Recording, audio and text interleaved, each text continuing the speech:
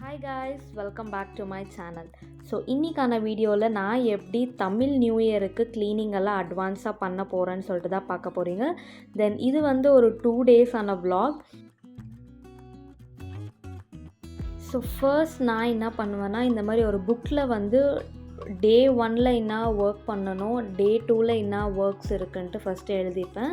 தென் first day வந்து நான் ரொம்ப ஹெக்டிக்கான ஒர்க்ஸ் எல்லாமே எடுத்து பண்ண மாட்டேன். ரொம்ப சிம்பிளாக இருக்கிற ஒர்க்லேருந்து தான் ஸ்டார்ட் பண்ணுவேன். இந்த மாதிரி கிச்சன் கேபினெட்ஸ் எல்லாமே நம்ம உள்ளே எல்லாம் க்ளீன் பண்ணிவிட்டு தென் மேலே எல்லாம் துடைச்சி வைக்கிறது அந்த மாதிரிலேருந்து ஸ்டார்ட் பண்ணும் போது தென் நம்ம லேசியாக இருந்தோனாலும் அது கொஞ்சமாச்சும் நம்மளுக்கு மோட்டிவேட் பண்ணி கொஞ்சம் எனர்ஜி கொடுக்கும் ஒர்க் பண்ண. எல்லாமே எடுத்த உடனே நம்ம பெரிய பெரிய ஒர்க்ஸ் எல்லாமே நம்ம ஸ்டார்ட் பண்ணோன்னா கண்டிப்பாக நம்ம பாதி ஒர்க் கூட பண்ணாமல் நம்ம அப்போவே டயர்டாகி உக்காந்துருவோம், முடியல இன்னைக்குன்னு சொல்லிட்டு. ஸோ அதனால் இந்த மாதிரி சின்ன ஒர்க்லேருந்து ஃபர்ஸ்ட்டு ஸ்டார்ட் பண்ணணும்.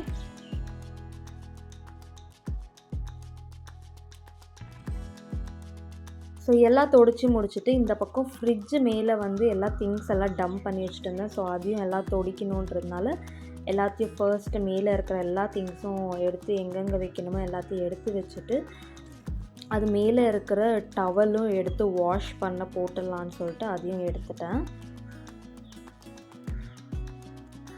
எடுத்துட்டு நார்மலான ஒரு லிக்விட் போட்டு ஃபஸ்ட்டு ஃப்ரிட்ஜை வந்து துடைச்சிக்க போகிறேன். அதுக்கப்புறம் அகெயின் ப்ளெயின் வாட்டரில் துடைச்சிக்கலாம்.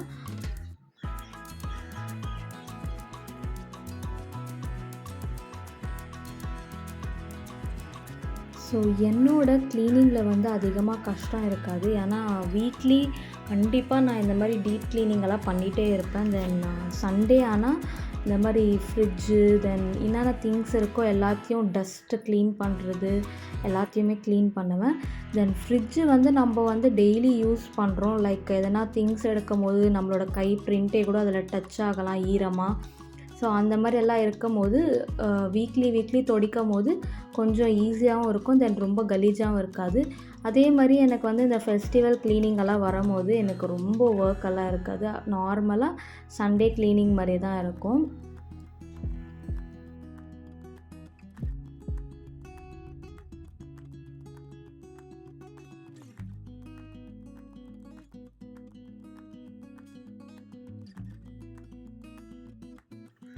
ஸோ ஃப்ரிட்ஜ் எல்லாமே கம்ப்ளீட்டாக துடைச்சி முடிச்சுட்டு நான் அதுக்கு மேலே வந்து ஒரு டவல் போட்டு அது மேலே என்னென்ன அரேஞ்ச் பண்ணணுமோ எல்லாத்தையும் அரேஞ்ச் பண்ணிக்கிறேன்.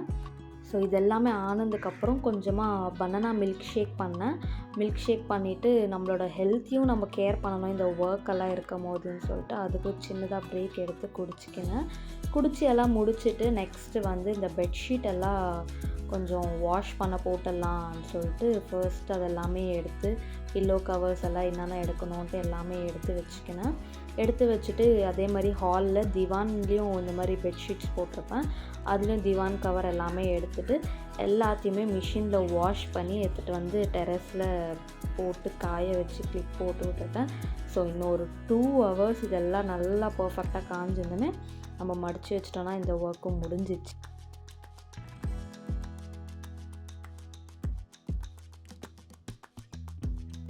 ஸோ டெரஸில் எல்லா ஒர்க்கும் முடிஞ்சதுமே வீட்டுக்கு வந்து ஃபர்ஸ்ட் இந்த பெட் மேக் ஓவர் தான் பண்ண வந்தேன்.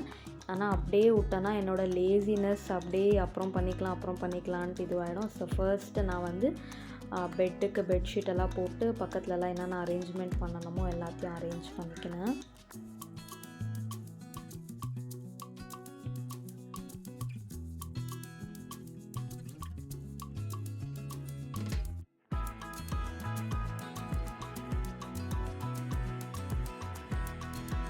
ஸோ ஃபைனலி பெட்ரூம் க்ளீனிங் ஒர்க்கெல்லாம் ஓரளவுக்கு முடிஞ்சிச்சு. தென் வாஷிங் ஒர்க் எல்லாம் முடிஞ்சிச்சு. டே 1 வந்து நான் இப்படி தான் எல்லாத்தையுமே கொஞ்சம் கொஞ்சமாக ஸ்டார்ட் பண்ணி ஓரளவுக்கு ஒரு ஹாஃப் அளவுக்கு நம்ம க்ளீனிங் ஒர்க் முடிஞ்சிச்சு. ஸோ நெக்ஸ்ட்டு டே 2ல் வந்து நான் என்ன ஒர்க் பண்ணேன்னா கிச்சனில் இருக்கிற கிளாஸ் கண்டெய்னர்ஸ் எல்லாம் வாஷ் பண்ணிக்கலான்ட்டு உள்ளே இருக்கிற ஐட்டம்ஸ் எல்லாம் எடுத்து இந்த மாதிரி ஒரு பிளேட்டில் எல்லாத்தையும் செக்ரிகேட் பண்ணி வச்சுப்பேன். ஸோ இந்த மாதிரி ட்ரையான ஐட்டம்ஸ் எல்லாமே இந்த மாதிரி பெரிய தட்டில் போட்டு செக்ரிகேட் பண்ணி வச்சுருவேன். இதே நம்ம டீ தூள், இந்த மஞ்சாத்தூள் இதெல்லாம் அந்த மாதிரி எல்லாம் பண்ண முடியாது. ஸோ அதனால் இந்த மாதிரி ஒரு குட்டி குட்டி கப்பில் வந்து அதை எல்லாத்தையும் போட்டு இதை வந்து எடுத்து வச்சுக்குவேன். நெக்ஸ்ட்டு ஐட்டம்ஸ் எல்லாமே எடுத்து கப்பில் போட்டு எடுத்து வச்சுட்டு, தென் இந்த மாதிரி கிளாஸ் கண்டெய்னர்ஸ் எல்லாமே வாஷ் பண்ண ஸ்டார்ட் பண்ணிடுவேன். நான் வந்து மெயினாக இந்த மாதிரி ஃபஸ்ட்டு பெரிய கிளாஸ் கண்டெய்னர்ஸ் எடுத்து ஃபஸ்ட்டு ஒன்றொன்னா வாஷ் பண்ணுவேன்.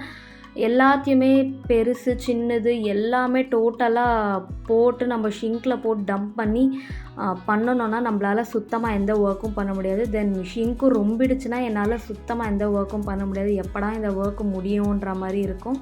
தென் இந்த மாதிரி நிறைய ஷிங்க்கில் சாமான் போட்டோன்னாலே நம்மளுக்கு ஒரு மாதிரி டீமோட்டிவேஷனாகவே இருக்கும். தென் எனர்ஜி லாஸ் ஆகிடும், எந்த ஒர்க்கும் பண்ண முடியாது, ஒரு மாதிரி ஒர்க் ஸ்ட்ரெஸ்ஸாக இருக்கிற மாதிரி இருக்கும். அதனால கொஞ்சம் கொஞ்சமாக எடுத்து இந்த மாதிரி நம்ம வாஷ் பண்ணும்போது சம்திங் ஏதோ ஒன்று ஒர்க் முடியுது ஃபாஸ்ட்டான்னு சொல்லிட்டு நம்மளுக்கும் கொஞ்சம் ஃபாஸ்ட்டாக ஒர்க் பண்ணவும் முடியும். ஸோ மீன்வைல் அதே எல்லாம் வாஷ் பண்ணி முடிச்சுட்டு இந்த மாதிரி கிளாஸ் கண்டெய்னர்ஸ் எல்லாம் இந்த மாதிரி ஓப்பன்லேயே வச்சு ட்ரை ஆகட்டும்னு விட்டுடுவேன்.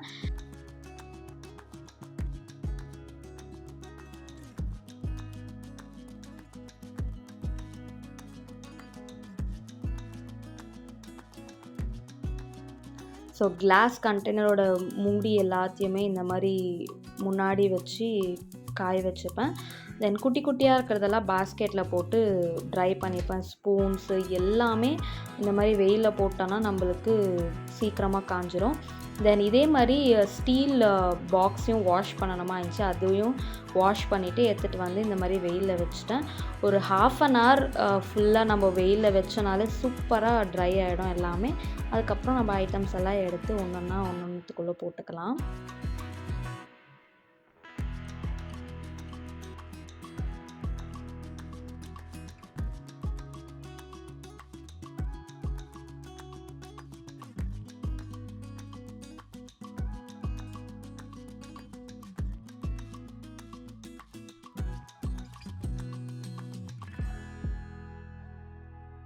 ஸோ நெக்ஸ்ட்டு வந்து இந்த ஸ்டீல் கண்டெய்னர்ஸ் அப்புறம் இந்த கிளாஸ் கண்டெய்னர்ஸ் எல்லாமே நல்லா வெயிலில் காஞ்சதுக்கப்புறமா இந்த கவுண்டர் டாப் மேலே வந்து கொஞ்சம் சிராமிக் ஐட்டம்ஸு, உப்பு ஜாடி அதெல்லாம் வச்சுருப்பேன். தென் ஆயில் ஊற்றி வைக்கிறது அது எல்லாமே நல்லா வாஷ் பண்ணிவிட்டு அதையும் எடுத்துகிட்டு வந்து வெயிலில் வச்சுட்டேன்.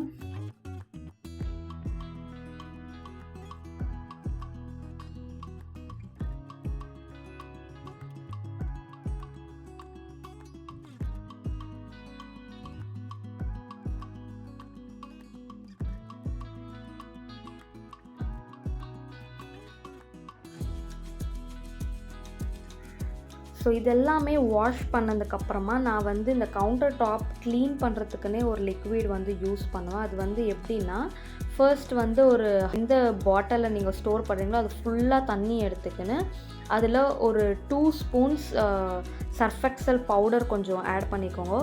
ஆட் பண்ணிவிட்டு அது கூடவே ஏதாச்சும் ஒரு ஹேண்ட் வாஷ் லிக்விட் வந்து அதில் ஒரு 2 பம்ப் அதில் போட்டுட்டு நல்லா ஷேக் பண்ணிட்டு அதை ஸ்ப்ரே பண்ணி நீங்கள் க்ளீன் பண்ணினா சூப்பராக க்ளீன் ஆகும் எல்லாமே.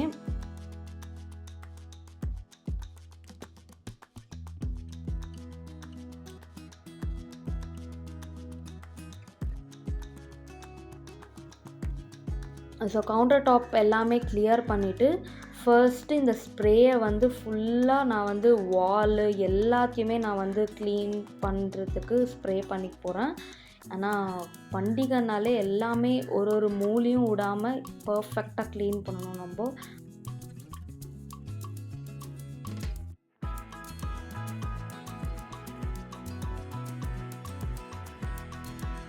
இந்த ஸ்ப்ரே வந்து ஸ்ப்ரே பண்ணிவிட்டு இந்த ஸ்டவ் மேலெல்லாம் கொஞ்சம் ஆயில் க்ரீஸ் எல்லாம் இருக்கும், இதெல்லாம் கம்ப்ளீட்டாக போயிடும். தென் நம்ம வந்து ரொம்ப அதிகமாக ஸ்டீல் ஸ்க்ரப்பில் போட்டு நல்லா தேய்க்கணுன்றலாம் அவசியமே இல்லை. நார்மலான ஸ்க்ரப்பில் லைட்டாக இப்படி தேய்ச்சோனாலே சூப்பராக போயிடும். ஸோ நீங்களும் இந்த லிக்விடை வந்து வீட்டில் கண்டிப்பாக ட்ரை பண்ணி பாருங்கள், சூப்பராக இருக்குது. ஒரு DIY ஸ்ப்ரே தான் இது.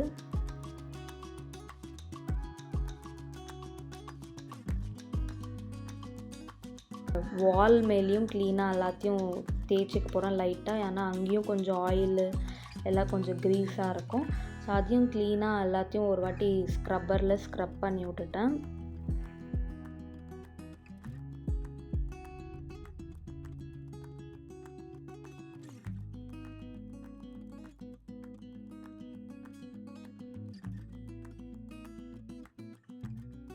தென் எல்லாமே இந்த ஸ்ப்ரே போட்டு ஸ்க்ரப் பண்ணதுக்கப்புறமா கொஞ்சமாக தண்ணி எடுத்து எல்லா வால் மேலே எல்லாத்தையும் க்ளீனாக தண்ணி ஊற்றி க்ளீனாக வாஷ் பண்ணிக்க போகிறேன். ஸோ எல்லாம் வாஷ் பண்ணிவிட்டு ஸ்டவ் கீழே எல்லாம் கொஞ்சம் தண்ணியெல்லாம் ஊற்றிட்டு இந்த மாதிரி வைப்பர் ஒன்று இருக்குது என்கிட்ட. அந்த வைப்பரில் வந்து க்ளீனாக ஃபுல் வைப் பண்ணி விட்டுட்டேன்னா தண்ணி சோப்பு எல்லாமே வந்துடும். இப்போ கவுண்டர் டாப் எல்லாம் க்ளீன் பண்ணதுக்கப்புறமா இந்த பக்கம் ஷிங்க்கையும் க்ளீன் பண்ணிடலான்ட்டு சேம் அதே ஸ்ப்ரேவை தான் யூஸ் பண்ணி நல்லா ஸ்க்ரப்பரில் தேய்ச்சிக்க போகிறேன்.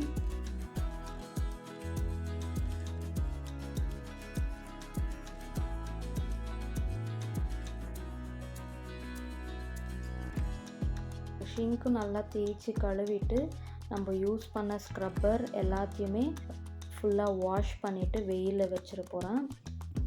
ஏன்னா அதுவும் கண்டிப்பாக ஸ்மெல் வரும்னு சொல்லிட்டு அதையும் வாஷ் பண்ணிவிட்டு எடுத்து வச்சுட்டேன். ஸோ ஷிங்க் எல்லாத்தையுமே க்ளீனாக தண்ணி ஊற்றி க்ளீனாக வாஷ் பண்ணதுக்கப்புறமா தென் கவுண்டர் டாப்புக்கு மேலே வந்து இந்த மாதிரி கிளாஸ் அப்புறமா செடி எல்லாம் வச்சுருப்பேன். அதையும் எல்லாம் எடுத்துகிட்டு அதையும் ஒரு வாட்டி தொடச்சிக்கலான்னு சொல்லிட்டு எல்லாமே எடுத்து வச்சுட்டு நார்மல் அதே மாதிரி ஸ்ப்ரே கொஞ்சம் போட்டுட்டு ஃபுல்லாக க்ளீன் பண்ணி தொடச்சிட்டேன்.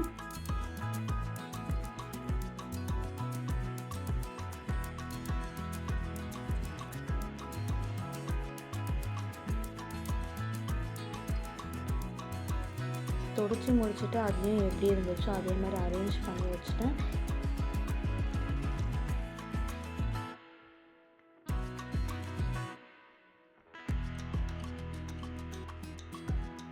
சைட் பை அதே மாதிரி கவுண்டர் டாப் மேலே என்னென்ன ஐட்டம்ஸ் எல்லாம் எடுத்து வைக்கணுமோ எல்லா ஐட்டம்ஸும் ஒன்றா எடுத்து அரேஞ்ச் பண்ணி வச்சுட்டேன்.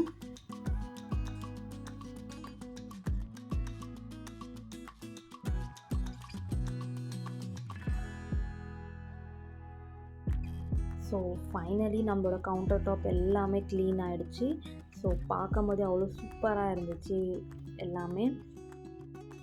இந்த ஒர்க் எல்லாம் முடிஞ்சதுக்கப்புறமா இந்த கிளாஸ் கண்டெய்னர்ஸ் எல்லாம் வைக்கிற ஜாகா கொஞ்சம் கலீஜாக இருக்கிற மாதிரி இருந்துச்சு. ஸோ அதையும் எல்லாத்தையும் ஸ்ப்ரே பண்ணிவிட்டு வாஷ் பண்ணி தொடச்சிக்கலாம் சொல்லிட்டு தொடச்சிக்கினேன் ஃபர்ஸ்ட்டு.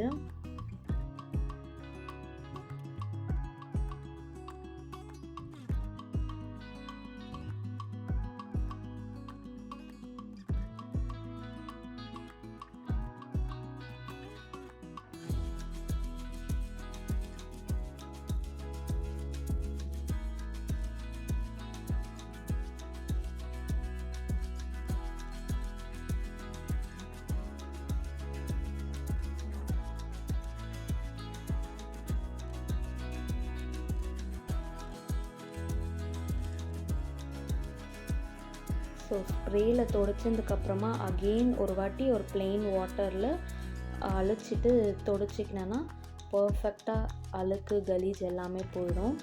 ஸோ அந்த ஒர்க் எல்லாம் முடிஞ்சதுக்கப்புறம் ஸோ நெக்ஸ்ட்டு கண்டெய்னர் எல்லாமே வாஷ் பண்ணதில் என்னென்ன ஐட்டம்ஸ் எல்லாம் போடணுமோ எல்லாமே போட்டு வச்சுட்டேன்.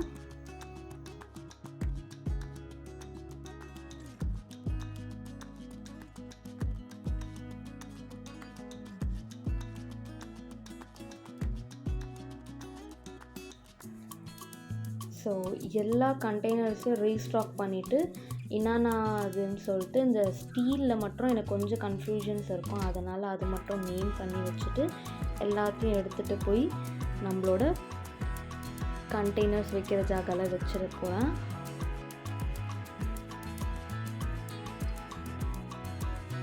ஸோ இதெல்லாமே க்ளீன் பண்ணிவிட்டு இந்த மாதிரி நம்ம எடுத்து ஒன்று எந்தெந்த ஜாகாலன்ட்டு எடுத்து அடுக்கும் போது ஒரு தனி ஹாப்பினஸ் இருக்கும் கண்டிப்பாக நம்மளுக்கு.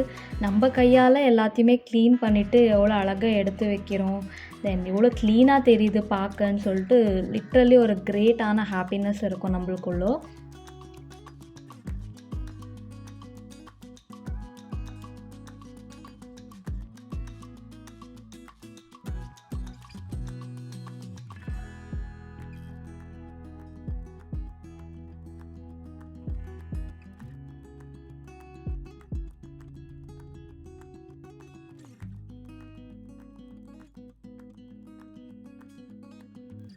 ஸோ கிச்சனில் இருக்கிற கண்டெய்னர்ஸ் வைக்கிற ரேக் வந்து எப்போவுமே ஓப்பனாக இருக்கும். ஸோ அதனால் எதனா கொஞ்சம் டெக்கரேஷனாக எதனா பண்ணலான்னு சொல்லிட்டு இந்த குட்டி குட்டியாக கிளாஸை வந்து கொஞ்சம் டிஃப்ரெண்ட் ஸ்டைலில் அடுக்கலான்னு சொல்லிட்டு அடுக்கி வச்சேன். ஸோ பார்க்கவும் தூரத்துலேருந்து சூப்பராக இருக்கும். ஸோ அந்த ஒர்க் எல்லாம் முடிஞ்சதுமே ஹாலில் கொஞ்சம் க்ளீனிங் ஒர்க் இருந்துச்சு. அதையும் எல்லாம் க்ளீன் பண்ணி முடிச்சிட்டேன். ஸோ க்ளீன் பண்ணி முடிச்சுட்டு எது எங்கெங்கே அரேஞ்ச் பண்ணுமோ அதையும் அரேஞ்ச் பண்ணி வச்சுட்டேன். ஸோ இந்த மாதிரி நம்ம வீட்டை க்ளீன் பண்ணணும் ஃபெஸ்டிவலுக்குன்னா இந்த மாதிரி ஒரு ஷெட்யூல் போட்டு ஒரு 2 டேஸாக அதை வந்து பிரித்து நம்ம பண்ணோன்னா நம்மளுக்கு எந்த ஒரு ஸ்ட்ரெஸ்ஸும் இல்லாமல் இருக்கும். தென் ரொம்ப ஈஸியாகவும் ஒர்க்கை முடிச்சிடுவோம் நம்ம. இந்த வீடியோ வந்து எல்லா ஹவுஸ் ஒய்ஃப்க்கும் கண்டிப்பாக யூஸ்ஃபுல்லாக இருக்கும். I hope you like this video. So இந்த வீடியோ பிடிச்சிருந்துச்சுன்னா கண்டிப்பாக like, share and subscribe to my channel. So thank you for வாட்சிங்.